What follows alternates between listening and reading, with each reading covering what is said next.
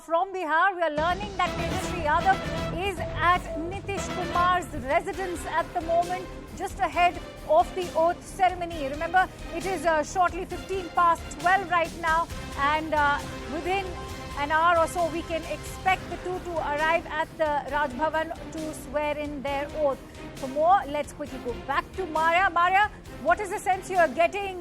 What will be the discussions going on between Tejashwi Yadav and Nitish Kumar at the moment? Yes, so as Nitish Kumar takes oath as the Chief Minister for the 8th time in this 17 years tenure of his, there are certain issues particularly to do with portfolios. Although, you know, when I speak to my sources in both the political parties, they give us an indication that portfolio and all these are mere formalities because the realignment has happened yesterday. So those are issues that can be sorted out. Nitish Kumar would be ready to give in to a lot of demands that Tejashwi may have, and Tejashwi would also be agreeing. So as far as realignment is concerned, that has happened. The government is only a matter of formality, but the contradictions that are there between the two sides, just as the contradictions that were there between Nitish and BJP, that is something that will be, what will be the meeting grounds, that is something that we'll have to wait and see. And as we have always said, that in politics there is a huge scope of skepticism, and that's what it is till the time a government is formed, and then to ensure that a government is a functional government, all those aspects have to be covered. And Tejashwi Yadav right now meeting Nitish Kumar is also extending that courtesy that yes, he may be coming with signatures of 114 MLAs. He is talking about a Mukhyamantri.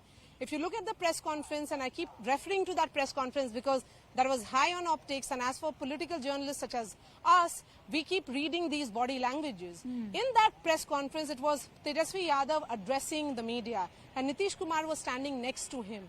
He was brief in his comment. Nitish just said that I have resigned and now the new alliance is Mahagathbandhan और ये हमारे साथी हैं. But it was Tejashwi who took on the BJP. He was speaking almost on behalf of Nitish Kumar and also speaking as the spokesperson of the entire Mahagathbandhan.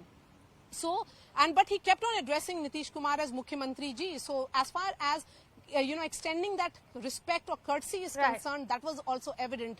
And Akanksha, when we look at these meetings, I think I would have attached meanings to these meetings had it happened yesterday.